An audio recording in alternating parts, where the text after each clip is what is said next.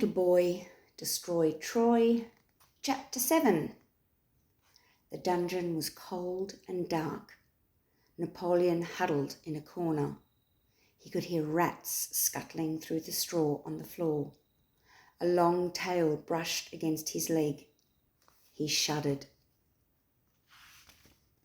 "BB, where are you?" said Professor Purdue. Her voice was faint and full of static. "I'm in a smelly old dungeon," Napoleon said, "deep under the city." "The signal is too weak. I can't get a proper beam on you," she said, "and until I do, I can't get you out of the battle book. We're approaching Omega phase, and we'll have to move soon. BB must exit the battle now, otherwise he could be stuck in it." "What can we do then?" "You have to get out," the professor's voice crackled. "It's your only—" Her voice stopped. The signal was lost. Everything was going wrong, thought Napoleon. Skin had fixed the fault in the language circuit, but now there was no one to talk to. He lay back in the straw and sighed.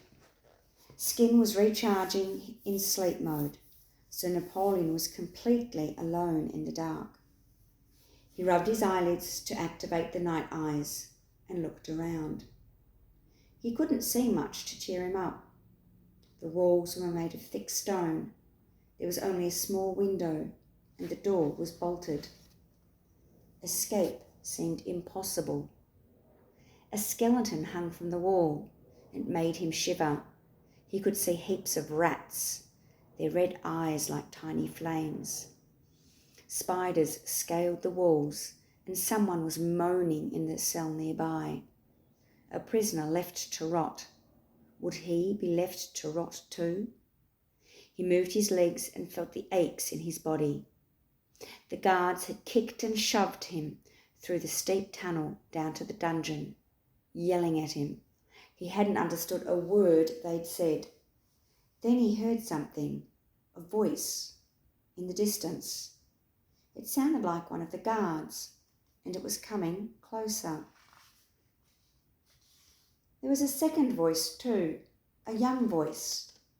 Napoleon leapt to his feet and pressed his ear to the door.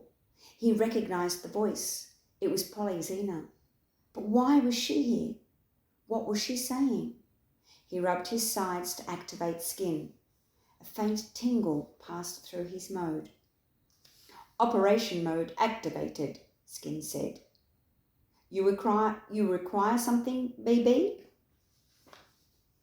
"The translator," Napoleon said. "I need it urgently." "Power recharge incomplete." "Please, Skin. Polly is coming to help me. I need to doctor her." There was a soft humming in Napoleon's ears, and a moment later he could hear everything that was being said outside the dungeon door. "How many times do I have to explain?" Polyxena was saying angrily to the guard. "My father, your king, has sent me to fetch Prince Pellicus. But I need the orders in writing from the king himself." "Do as you are told, you oaf. This is a matter of the greatest importance. Free the prince at once." The guard grumbled. "I don't like this." But Polyxena became even angrier. "At once," she shouted. "Free Prince Pellicus this minute, or I'll have you thrown into the dungeon." There was more mumbling from the guard, but then Napoleon heard a wonderful sound, the opening of the door. Polyxena rushed in and grabbed his hand. He was free.